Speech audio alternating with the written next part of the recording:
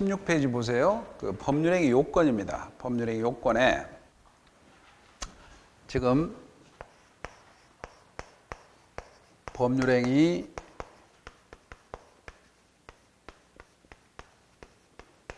요건에 매매를 생각해 보세요. 매매 아까 매매를 할 때 매매라는 법률행위 요건에는 사람이 있어야 되죠. 일반적 성립 요건이 있고 성립 요건. 성립 요건에 사람이 있어야 돼요. 당사자가 있어야 돼요. 당사자. 매도인, 매수인. 갑과 을이 있어야 되고, 그 다음에 목적이 있어야 돼요. 목적. 목적이라는 것은 매매 목적은 재산권 이전하고 대금 지급이죠. 재산권 이전과 대금 지급이라는 목적, 효과, 내용이 있어야 돼요. 그 다음에 내가 팔게, 샀게라는 의사표시가 있어야 돼요. 그래서 자, 일반적 성립 요건에 당사자 목적 의사표시가 있어야 된다. 당사자 목적 의사표시가 된다.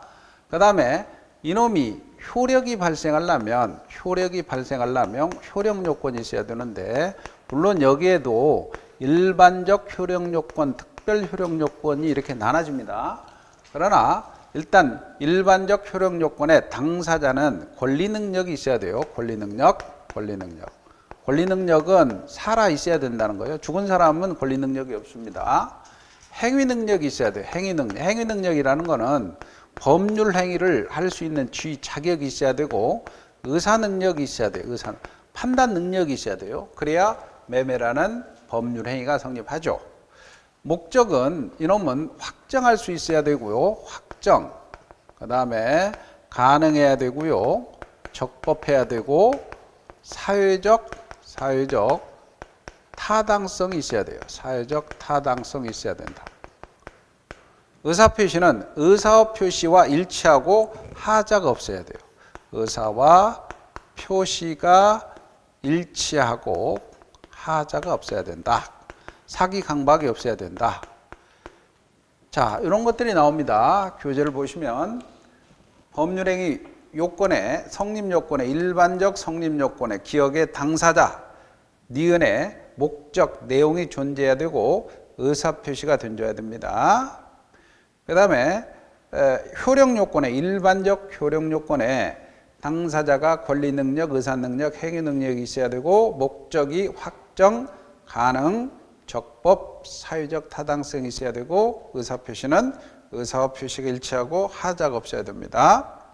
그런데 특별 효력 요건에 보면 대리권의 존재, 그 다음에 조건, 기한부 법률의 조건의 성취, 기한의 도래, 유언자의 사망, 토지거래 허가구역에서 허가. 그런데 그 판례, 자, 별표 하나 치세요. 기출 나왔죠? 농지 취득 자격 증명은 효력 요건이 아니라 밑줄입니다. 이전 등기, 등기에 동그라미 치고 등기 시 첨부되면 서면에 불과하다. 그래서 시험 문제는 우리가 농지를 살 때는 농취증 첨부하라 그러죠. 농지 취득 자격 증명은 시골에 면사무소 가면 떼어줍니다. 근데 농지 매매를 했을 때 농지 취득 자격 증명원을 첨부하지 않았더라도 매매는 성립해요. 단 그것은 등기할 때 필요하단 말이에요. 등기할 때. 등기 요건이지 매매의 효력 요건이 아닙니다. 기출 나왔고요. 한 장을 넘겨보세요. 한 장을 넘겨보시면 다음 페이지에 보시면 18페이지의 두 번째 문제 Q를 보세요. 두 번째 Q. 법률행위 효력이 발생하기 위한 요건이 아닌 것은 다툼이 있음 판례해야 한다. 대리권의 존재, 정지조건부 법률의 조건의 성취 3번이 답이죠. 농지거래계약에서 농지취득 자격 증명은 등기 요건이지 매매 요건이 아니라 그랬습니다. 판례가.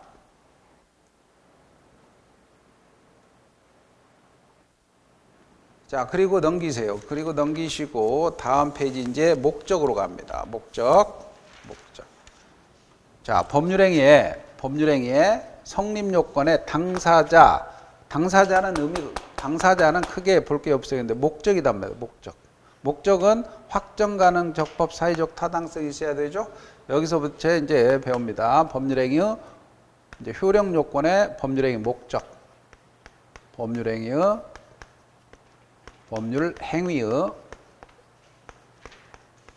목적을 배우자. 이 목적이 내용이고 법률행위 효과라고도 합니다. 목적. 이 목적은 매매 목적은 재산권 이전과 대금 지급이요. 교환의 목적은 대금 이외에 재산권을 상호 이전하는 게 목적이요. 임대차의 목적은 목적물 사용 수익하게 하는 거하고 차임 지급이 목적이요.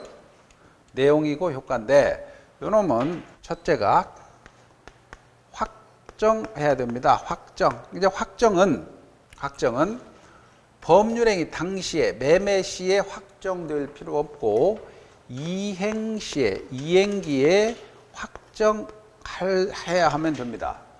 아파트 분양 계약을 체결할 때 나중에 이행기에 아파트가 나중에 설립되면 되죠. 건립되면 되죠. 근데 여기에서는 법률행위 당시에, 즉 법률행위 당시에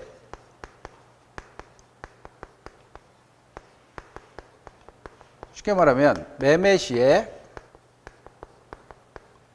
목적이 확정되어 있지 않으면 안 된다. 그럴 필요 없어요. 그래서 법률행위 당시에 확정될 필요 없고 이행기에 확정될 수 있는 기준만 정해주면 되지. 그러면 기출문제는 법률행위 당시에 목적이 확정되어 있지 않으면 안 된다. 그럼 틀립니다. 법률행위 당시에는 확정될 수 없어도 확정되지 않아도 이행기에 확정할 수 있는 기준만 정해주면 됩니다. 요거 조심하고, 그리고 이행기에도 확정할 수 없어요. 그때는 무효가 되겠죠. 이행기에도 확정할 수 없으면 무효가 됩니다. 이게 효력 요건이니까. 그 다음에 가능해야 됩니다. 가능의 반대가 불능이라 그래요. 이 불능은 이렇게 두 가지, 원시적 불능 상태, 원시적 불능, 후발적 불능, 그렇게 두 가지로 나눠줍니다. 원시적, 후발적 불능. 자, 원시적 불능은 갑이라는 사람이 있는데 집이 있고 9월 1일 날 계약을 했는데 8월 1일 날 집이 불났다. 재산권 이전이 원시적으로 불능한 상태입니다. 계약은 매매 법률행위는 9월 1일 날 했는데 8월 1일 날 집이 불났다. 그러면 재산권 이전이 원시적으로 불능 상태예요. 그럴 때는 자, 계약 자체는 무효입니다. 9월 1일 날 법률행위 자체는 무효죠. 무효인데 이때는 무효인데 그 불능 사실을 매도인이 알았거나 알 수 있었어. 그래서 원시적 불능 상태는 무효다. 그런데 여기서 하나 문제가 발생하는 게 계약 체결상의 과실책임이라는 문제가 발생합니다. 계약 체결상의 과실책임. 535조. 자, 이 얘기는 무효지만 이 집주인의 입장에서 갑이 불능사실, 원시적 불능사실을 알았거나 알 수 있었어. 자, 악의, 선의, 과실, 무과실 이런 말이 계속 등장합니다. 자, 악이란 게 뭐라고 했죠? 어떤 사실을 안다. 선이라는 게 모른다. 과실은 알 수 있었다. 모르는데 잘못이 없다. 무과실. 그러면 이 사람은 집주인은 이 불능 사실을 알았거나 알 수 있었어. 악이 과실이야. 알 수 있었으니까 악이 과실이야. 매도인은 불능 사실을 몰랐어요. 선이. 모르는데 잘못이 없어. 무과실. 그래서 원시적 불능 사실을 매도인은 알았거나 알 수 있었고 매수인은 모르고 모르는데 잘못이 없으면 매도인이 손해가 발생하죠. 매수인이 손해가 발생하죠. 이때 매수인이 손해배상, 실외이익의 손해배상을 청구할 수 있는데 요거를 계약체결상의 과실책임이라고 한다. 계약 535조입니다. 원시적 불능 상태에서는 계약 체결 전에 이미 불난 집이야. 그런데 무효입니다. 무효지만 계약 체결상의 과실책임, 즉 매도인은 그 사실을 모르고 알았거나 알 수 있었고 불능 사실을 알았거나 알 수 있었고 매수인은 모르고 모르는데 잘못이 없으면 그로 인해서 계약이 유효하다고 믿었기 때문에 발생한 실외이익의 손해배상을 이행이익 범위 내에서 손해배상 청구할 수 있는데 이거를 계약 체결상의 과실책임이라고 한다. 이런 법률 문제가 발생한다는 거죠. 두 번째는 후발적 불능은 갑이라는 사람이 있는데 집이 있습니다. 근데 9월 1일 날 계약을 했어요. 법률행을 했어요. 근데 10월 1일 날 집이 불났어요. 그러면 후발적으로 불났으니까 9월 1일 날 계약 자체는 유효합니다. 유효하다. 그런데 후발적 불능은 유효입니다.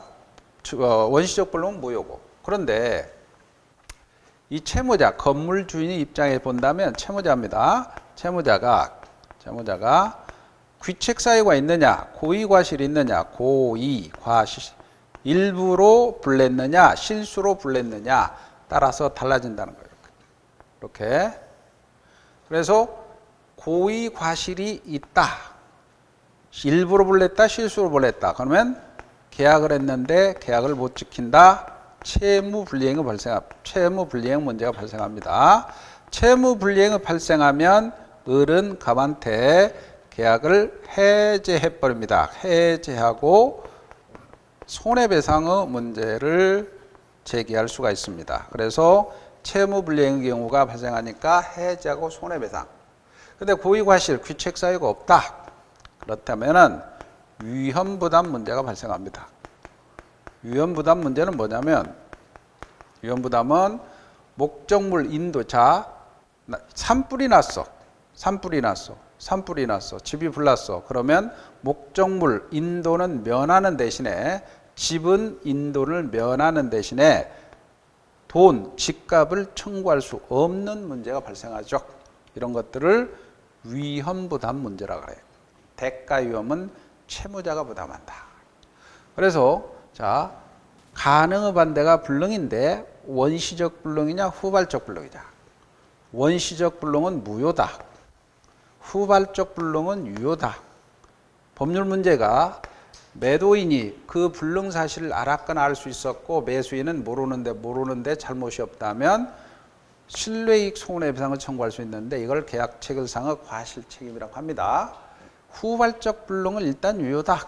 시험 문제죠. 유효다.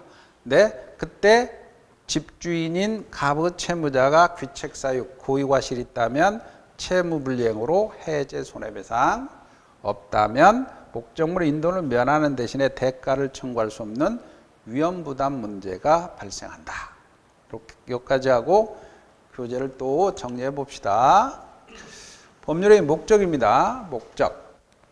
목적은 양가로 1번에 법률의 목적 확정성입니다. 법률의 목적은 현재 확정되어 있거나 장차 확정 가능하면 됩니다. 이행기까지 가능하면 유효하다. 밑줄이죠. 이행기까지 가능하면 유효합니다. 그 다음에 양가로 가능입니다. 가능은 목적의 가능성은 물리적 가능성을 의미하는 것이 아니고 사회통념상 실현 가능성, 즉 거래 가능성을 의미합니다. 그리고 사회통념상 거래 가능성이 없는 것을 불능이라고 합니다. 원시적 불능, 후발적 불능 있죠. 그 다음에 박스는 보시면 되고 원시적 불능입니다. 원시적 불능, 기억. 원시적 전부 불능의 경우 계약은 성립했는데 무효죠. 계약 체결상의 과실책임 문제가 발생합니다. 그 다음에 동그라미 2번입니다. 2번 후발적 불능이죠. 계약 체결 후 이행기 전에 불능이 된 경우입니다. 이는 불능 원인에 따라 채무자의 귀책 사유, 고의 과실 똑같은 얘기입니다. 귀책 사유로 인해서 후발적 불능이 됐다면 채무 불이행 문제가 발생되고 귀책 사유가 없다면 후발적 불능이라면 이때는 위험 부담 문제가 발생합니다. 전부 일부는 일단 넘어가세요. 그 다음에 적법입니다. 적법. 적법성입니다. 세 번째가 법률행위가 적법해야 된다는 거예요. 적법해야 된다. 이 적법이라는 것은 강행법규에 위반이 안 돼야 적법합니다. 이 강행법규라는 건 뭐냐면 선량한 풍속, 기타 사회 질서와 관계가 있는 규정을 강행법규라고 합니다. 선량한 풍속 사회 질서와 관계 있는 규정이니까 이 규정에 위반하지 않아야 적법하고 그래야 효력이 발생한다는 거죠.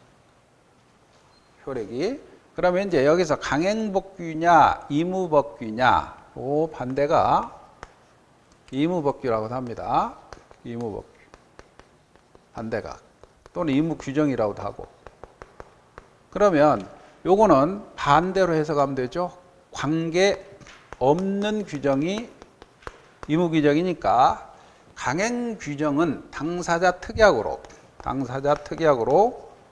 배제할 수 없어요. 배제 못해. 이거는 의무법규는 당사자 특약으로 배제가 가능합니다. 배제 가능합니다. 그래서 의무법규에 채권법에서 그런 규정이 많아요. 만약에 민법의 626조라는 규정에 비용상환청구권이 규정. 비용상환청구권. 자, 갑이라는 사람이 있는데 건물이 있어요. 둘이 임대차를 했어요. 토지라고 합시다. 이렇게 토지로. 근데 임차인 여기다가 비용을 투입해서 이게 토지가 복토로 했어요. 복토 비용으로 500만 원 투입해서. 그러면 땅의 재질을 증가시켰어요. 그럴 경우에 나중에 임대차 끝냈을 때 임차인이 임대인한테 비용을 청구할 수 있는 규정이 626조 규정이거든요. 이 비용 상환 청구 규정은 의무 규정입니다. 그렇기 때문에 당사자 특약으로 배제할 수 있거든요. 그러면 임대차 계약 체결 시에 임대인이 임대차 계약 체결할 때 비용은 청구 못한다. 아니면 반환 시 원상복구한다. 라는 특약을 넣으면 비용은 청구할 수 없게 만들어요. 이게 이 강행 규정이야. 의무 규정이야. 의무 규정. 그러면 특약에 원상복구를 집어넣으면 흙을 걷어낸다는 얘기입니까? 복토 전 상태로. 그렇게 해야 됩니까? 그렇게 해도 되고 아니면 그냥 놔도 되고 비용 청구하지 않고. 근데 걷어내라고 요구할 수 있습니까? 그래, 요구할 수 있죠. 원상복구니까.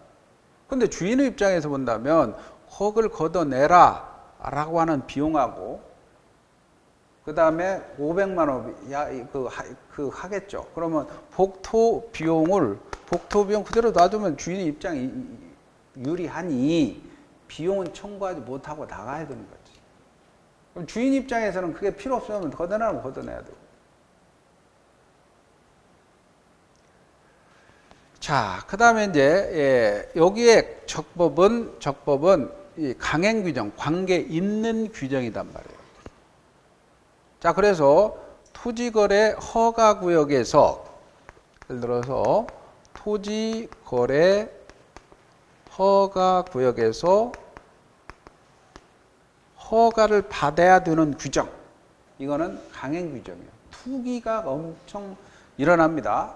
투기가 엄청 일어나니까 토지 그 지역에 토지 거래하려면 관할관청으로부터 허가를 받아라 라고 했을 때 허가를 받지 않고 거래했다면 요거는 적법하지 않으니까 무효가 된다는 거예요. 적법. 자, 봅시다. 적법은 강행법규란 말이 나오죠. 강행법규란 당사자 합의해서 그 적용을 배제할 수 없는 규정이죠. 민법은 법령 중 선량한 풍속 기타 사회적 관계 있는 규정을 강행규정이라고 합니다. 그리고 법령 중 선량한 풍속 기타 관계 없는 규정을 의무규정이라고 하죠. 이러한 의무규정은 당사자 특약으로 적용을 배제할 수가 있습니다. 그 다음에 단속규정, 강행법규에는 단속규정, 효력규정과 단속규정이 있어요. 강행법규에는 이렇게 해서 효력규정하고 단속규정으로 이렇게 나눠집니다. 이렇게 두 가지로. 단속규정, 효력규정 위반 시에는 무효가 되는 거예요. 근데 단속규정에 위반된다면 처벌은 받지만 무효는 안 됩니다. 처벌은 받지만 무효가 안 된다. 그래서 단속규정 위반 시에는 행정상 처벌은 받지만 무효는 되지 않는다. 예를 들어서 중간 생략 등기를 하지 마라. 금지 규정이 있거든요. 중간 생략 등기를 하지 마라. 투기 조장하기 때문에 중간 생략 등기 하지 마라. 이 금지 규정이 부동산 특별조치법에 의해서 하지 마라 라고 하는 규정이 있어요. 중간 생략 등기 하지 마라. 이 규정은 하지 마라는 금지 규정은 강행 규정 중 이 단속 규정이라는 판례야. 그러니까 갑이라는 사람이 있는데 이 토지가 있는데 이 을한테 팔았는데 이 사람이 팔아서 이 사람이 등기하지 않고 막바로 갑에서 병으로 등기해버리는 거예요. 이게 중간 생략 등기거든요. 쉽게 말하면 을이 갑한테 등기를 해서 을이 병한테 등기를 해줘야 되잖아. 근데 을이 빠져버리고 갑에서 병으로 등기해버린 게 중간 생략 등기야. 근데 이렇게 보면 이 사람이 세금을 포탈하잖아요. 을이 중간자가. 그러니까 이 부동산 특별조치법에서 야 중간 생략 등기 하지 말라고 금지 규정을 주는데 판례가 이 단속 규정으로 보기 때문에 일단은 등기를 해버렸다. 그럼 이 등기는 무효가 아니고 유효로 됩니다.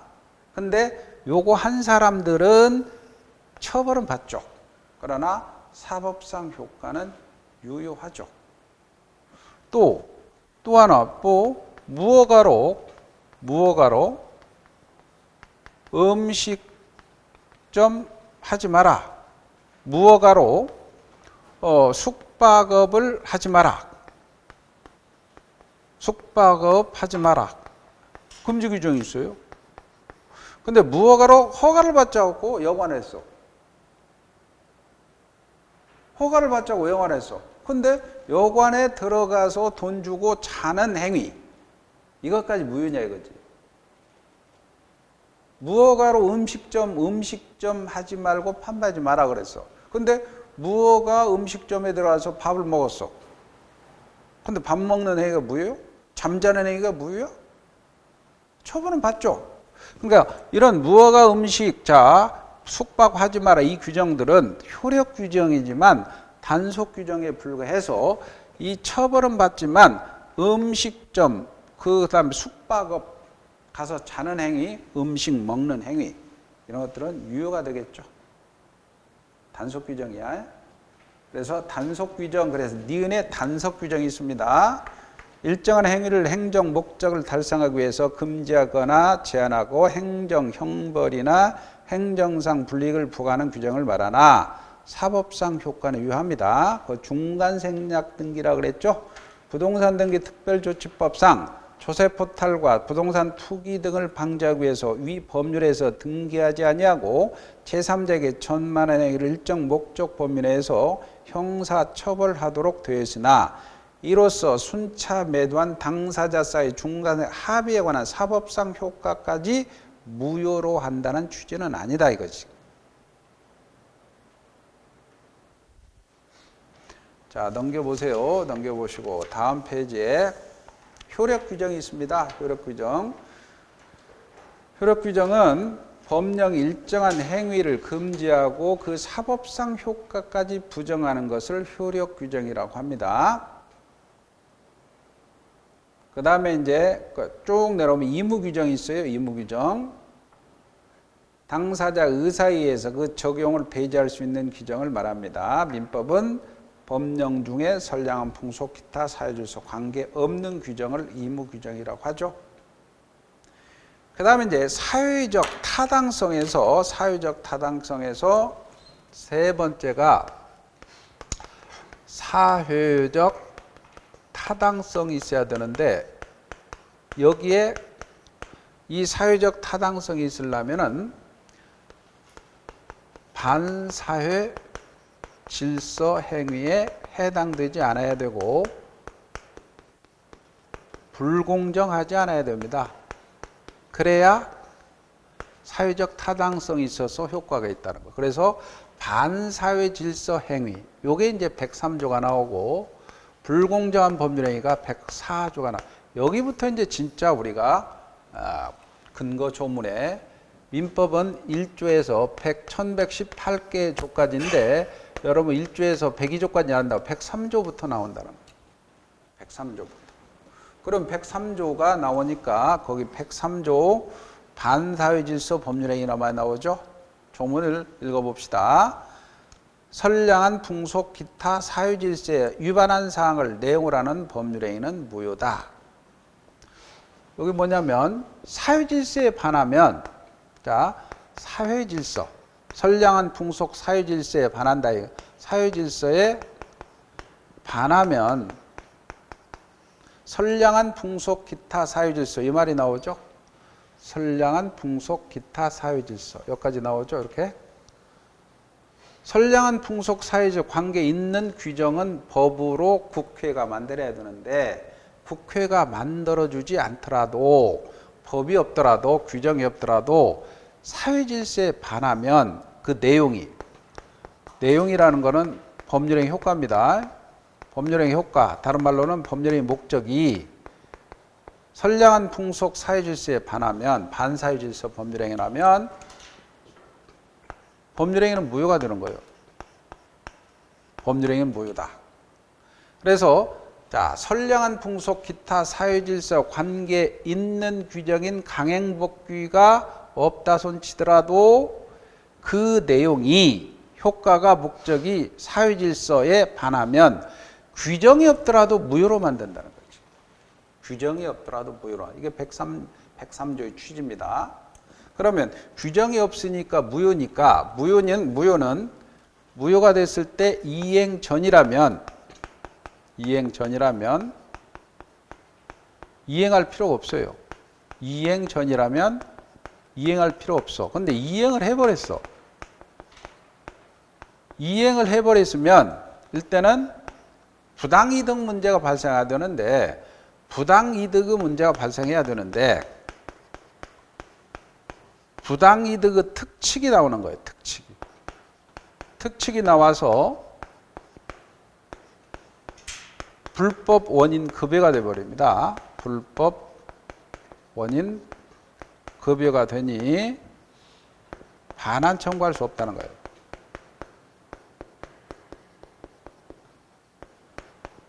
이게 746조가 됩니다. 그럼 103조고. 그래서 사회질서에 반한다면 무효가 되니 이행하지 말아요. 이행 전에. 이행을 해버렸어? 그러면 부당이득으로 반환을 해야 되는데 불법 원인 급여가 되니 반환 청구할 수 없다. 이렇게 되어버립니다. 반환 청구할 수 없다. 자, 다른 거는 뭐 별 문제 없지만 요게 이제 여기 요 부분. 다른 거 읽어보면 돼요. 그러면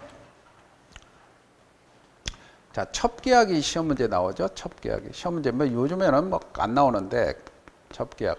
갑이라는 사람이 재산이 많아요. 그래서 너한테 내 첩이 돼주면 아파트 20억짜리 주겠고 강남에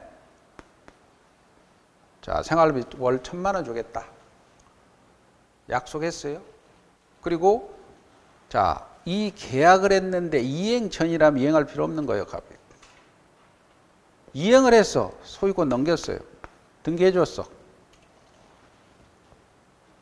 이행을 해줘 버렸어.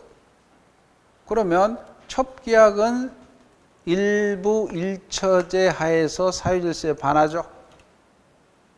그러니까 이행을 했는데 그러면 이게 무효가 되니 부당이득으로 반환 청구해야 되는데 요 놈이 첩계약은 불법이죠. 선량한 풍속 사유질서에 반하죠. 그러니까 불법을 원인으로 재산을 급여했으니 갑이라는 사람은 20억짜리 준 거 내놔라 청구할 수 없게 되는 거예요. 첩의 소유권 가지는 겁니다. 첩의 소유권 가지는 거예요. 그래서 불법 원인 급여란 말이 나옵니다. 그래서 103조하고 746조는 거의 손바닥 앞 뒷면 규정이다 이거지. 그래서 여기 사회질서에 반한다. 이행할 필요가 없어요. 이행을 했다면 불법 원인 급여니까 반환 청구할 수가 없다. 그리고 어느 때 사유질서에 반하느냐 이거는 뭐 생각해 보면 되는 거예요. 그런데 여기서 이제 좀 하나 우리가 기억할 게 이중매매 부분입니다. 이중매매가 시험 문제 가장 잘 나오고 이 부분 이중매매. 자, 이중매매는 교과서는 뭐 계약금, 중도금 이렇게 중도금 쳐놨는데 이건 신경 쓰지 말고 자 보세요. 갑이라는 사람이 있어요. 건물이 있어 이렇게. 매매를 한번 했어. 일매매를 했어 이렇게. 일매매를 했다. 그런데 이 사람이 다시 이 사람이 중도금을 받았어요. 중도금 받았어. 뭐 잔금 받아도 상관없어. 중도금을 받았으면은 소유권을 이제 잔금 받고 이전해 줄 의무가 있는 사람.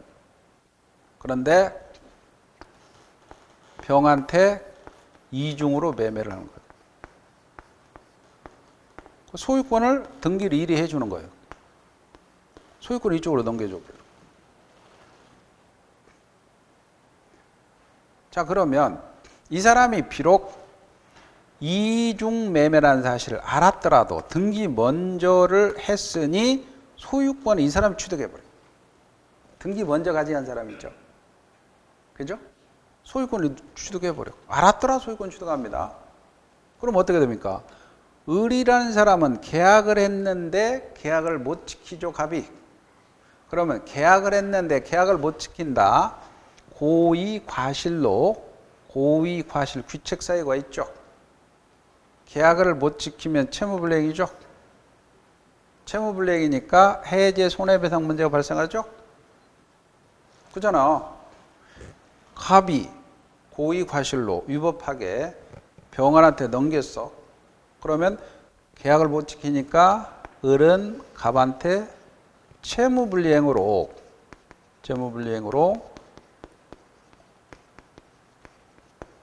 계약을 해제해버리고 손해배상 청구 문제로 발생하죠. 손해배상 청구 발생하죠. 그걸로 끝나는 거예요. 원칙적으로 이중매매 계약은 요건 유효한 거야. 이 사람 비록 알았더라도 사유질서에 반하지 않아. 둘 문제는 채무불이행으로 해제하고 손해배상으로 끝나는 거예요. 그러니까 원칙적으로 이중매매는 유효합니다. 근데 문제는 이 사람이 적극가담했다는 거예요. 적극가담이라는 것은 알면서 요청하는 겁니다.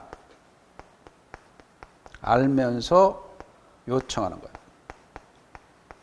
알면서 요청하는 거예요.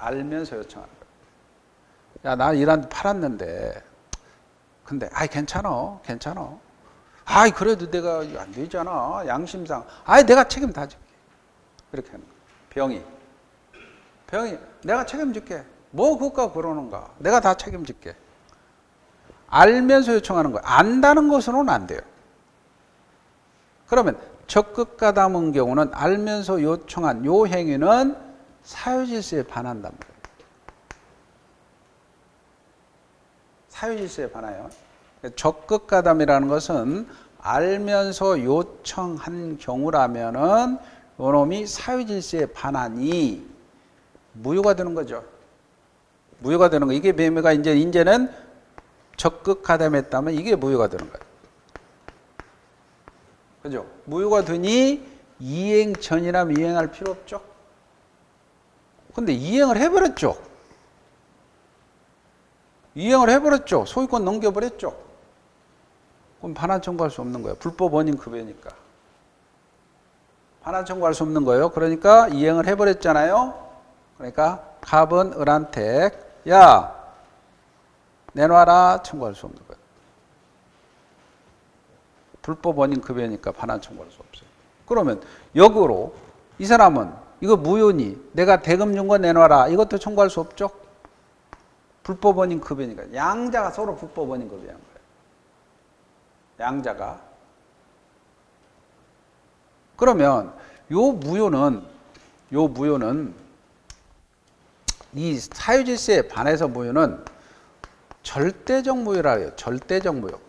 누구에게도 무효를 주장할 수 있어요. 절대적 무효야. 자, 그럼 이제 무효인데, 그러면, 자, 열받는 사람도 그죠? 을이죠, 을. 을이죠? 이거는 이 적극 가담했다면 자기가 지금 회복하는 방법은 적극 가담했다면 요거 무효라고 하니 요거 자기가 갖고 오면 되겠죠? 그러나 이 사람은 매매 계약으로 인해서 이 사람은 소유권 이전 청구할 수 있는 순수한 채권자고 이 사람은 소유권자야. 그러니까 야, 네 말소에 직접 말소는 청구할 수 없어요.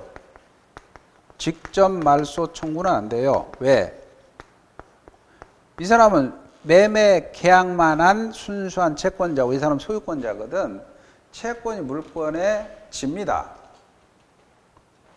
말소를 청구할 수 없어. 그럼 어떻게 해야 돼요? 자, 이렇게 등기를 보니까 2번에서 소유권 이전 갑인데 3번에서 소유권 이전 병으로 갔단 말이에요. 그죠? 그러면 요거를 을이 이게 무효를 갖고려면 요걸 대신해서 말소해버리고 4번에서 소유권 이전 을으로 갖고 오면 되겠죠. 이렇게. 그러면 을이 소유권 회복하는 방법이 되겠죠. 그래서 요 방법을 판례가 인정해 준다는 거예요. 을을 보호하기 위해서. 을을 보호하기 위해서는 원칙적으로 갑의 말소 청구를 을이 행사할 때는 대위에서 청구할 수 있다. 이게 대위란 말이 나옵니다. 대신해서 이걸 말소하고 을이 갑을 대신해서 이걸 말소해버리고 그리고 이전 등기 가져가라.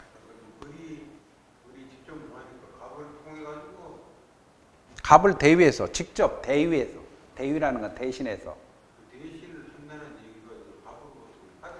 그렇죠. 갑을 대위한다는 거는 원래는 갑 자신은 못해요. 갑 자신은 못하지만 을이 자기 권리를 보호하기 위해서 대위에서 직접 할 수 있는 거예요. 갑을 대위에서 말소하고 그리고 이전등기 가져가라. 판례가 인정합니다. 그러면 대위라는 말, 직접은 말소 청구 못해요. 직접 말소 청구 못해요. 갑이 청구할 수 있는 권리를 대위에서 말소하고 이전등기 가져가라. 그런데 그 사이에 병이 정한테 팔았어. 근데 이 사람은 이런 사실을 모르고 지금 샀어. 이렇게 5번에서 소유권이 넘어가 버렸어. 그럼 대위에서 이렇게 말소하려고 보니 정한테가 있잖아요. 근데 정은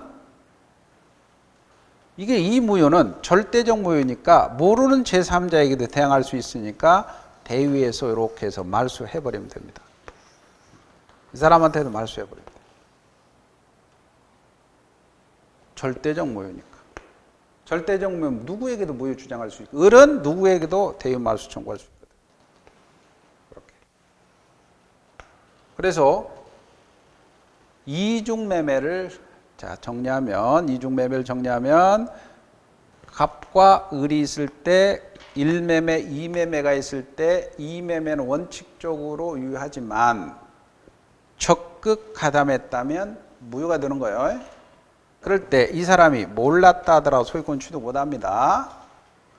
자, 이중매매는 일단 우리가 잘 정리된 게 뭘 보냐면요. 뒤쪽에 자 134페이지 기출문제를 하나 보시고 그 기출문제 34페이지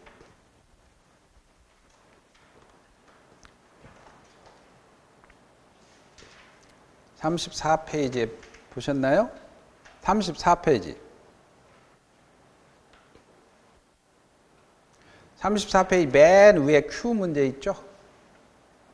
기출문제입니다. 갑이 자신의 부동산을 을에게 매도했는데 그 사실을 잘 아는 병이 갑의 배임에 적극가담이란 말이 나오죠. 적극가담했다는 건 반사유질서 법률행위가 무효입니다. 적극가담해서 부동산을 매수해 소유권 이전을 받은 경우에 틀린 것을 고르시오. 다툼이 있으면 판례가 한다. 1번 갑병 사이의 매매 계약은 갑병 사이에는 적극 가담했으니까 무효죠. 네? 1번은 맞죠? 2번 을은 병에게 소유권 이전 등기를 청구할 수가 없다. 을은 직접으로는 말소하라 이전하라 청구할 수 없잖아요.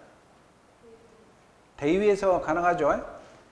이전 등기 청구할 수 없어요. 말소 등기도 청구할 수 없고 3번 을은 갑을 대위해서 병에게 소유권 이전 등기 말소 청구할 수 있죠. 대위에서 할 수 있죠.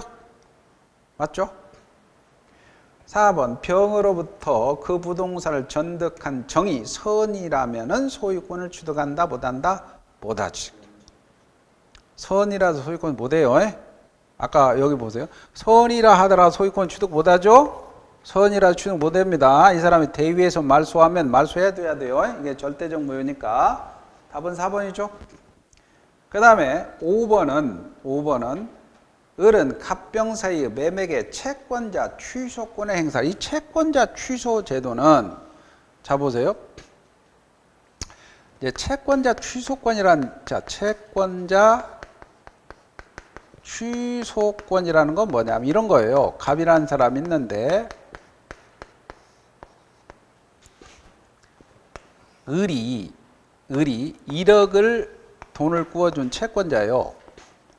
채권자가 채무자가 돈을 안 갚으니까 강제 집행을 하려니까 병하고 짜고서 소유권 매매를 넘겨버려요. 매매를 넘기는 거예요. 소유권을 넘기는 거예요.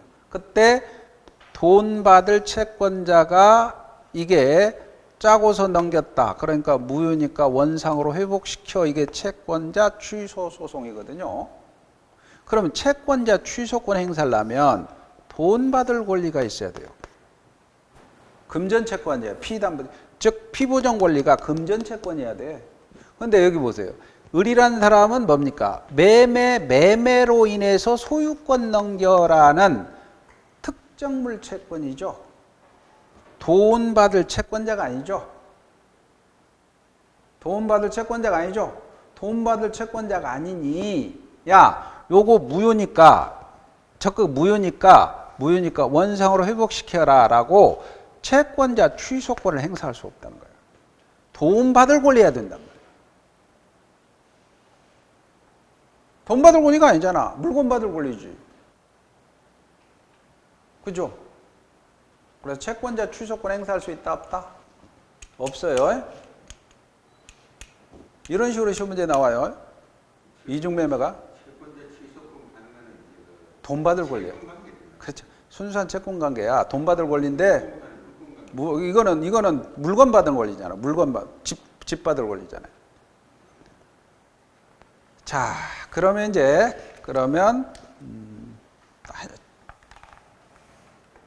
28페이지로 넘어가 보세요. 28페이지 이중매매 잠시 보고 좀 쉬었다 합시다.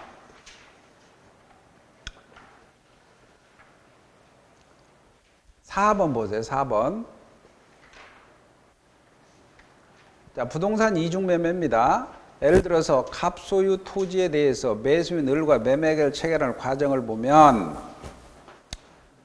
첫째, 매매계약하고 계약금 자 2천만 원 지급하고 중도금 8천 지급하고 잔금 1억 지급하겠죠. 소유권 이전 등기 하겠죠. 이런 과정을 거치는데 1번은 그냥 넘어가야 돼요. 1번은 이제 계약금 배우고 그 다음에 오른쪽에 양가로 2번 보세요. 양가로 2번. 계약금만 지급한 상태는 문제가 발생 안 하는데 갑이 을로부터 중도금을 수령한 이유입니다. 중도금 수령한 이유. 매수인 을은 이제 곧 잔금 지급하고 이전 등기함으로 소유권을 취득하게 되리라는 기대권을 가지게 되고 매도인 갑은 자신의 부동산을 잘 보존했다가 잔금 수령하면서 이전 등기까지 할 때까지 협력 의무를 부담한다고 보죠. 자, 이때 갑이 제2매수인 병과 매매계약을 체결하고 이전 등기를 해줬어요. 이러한 행위는 갑의 을에 대한 관계에서는 협력 의무 위반, 즉 배임 행위가 됩니다. 그러나 이러한 상태에서 이중매매 언제가 무효되는 것은 아니고 이 매수인의 병의 태도에 따라 달라진다. 넘겨보세요. 적극가담이냐 아니냐라는 거죠. 넘겨보세요. 다음 페이지 넘겨보면 자, 양가로 3번 보세요. 양가로 3번. 병이 갑의 배임행위를 하고 자신에게 매도할 걸 적극 권유란 말이 나오죠. 적극 권유해서 매수하고 이전 등기를 한 경우라면은 이 매매 계약은 사유질서에 반해서 무효가 됩니다. 적극 가담해야 무효가 됩니다. 오른쪽에 동그라미 1번 봅니다. 판례 넘어가고 갑과 병 간의 매매는 103조 적극 가담했으니 반사회적 법률행위에서 무효, 절대적 무효 알죠? 아까 절대적 무효. 이미 이행한 것은 불법 원인 급여에 해당되어 서로 반환, 서로의 동그라미 치고 반환 청구할 수 없습니다. 자, 동그라미 2번. 갑과 을의 관계에서는 을은 대금 지급 후 소유권 이전 청구권을 가지는 채권자의 순수한 채권자로서 직접 동그라미, 직접은 말소 청구할 수 없고 매도인은 채무자 갑을 대위 동그라미, 대위에서 병명의 이전 등기를 청구할 수 있습니다. 이 경우 병은 소유권을 취득하지 못하죠. 또 병으로부터 전득한 자 정도 대위 말소 대상이므로 전득자 정도 선이라 하더라도 갑병 간의 매매계획이 유효하다고 주장 못하고 소유권 뺏깁니다. 동그라미 3번. 을은 갑에 대한 소유권 이전 청구권이라는 특정 채권을 보존하기 위해서 갑병 간의 무효인 이중매매의 대상으로 채권자 취소권을 행사할 수가 없어요. 채권자 취소권 행사할 수 없습니다. 동그라미 5번 맨 마지막 보세요. 결국 부동산 이중매매는 원칙적으로 계약 자유원칙상 유효하나 제2매수인 매도인의 배임행위에 적극하다만 이 매매는 사유질서 반하는 행위로서 무효에 해당된다. 자, 여기까지 하고 조금 쉬었다 합시다.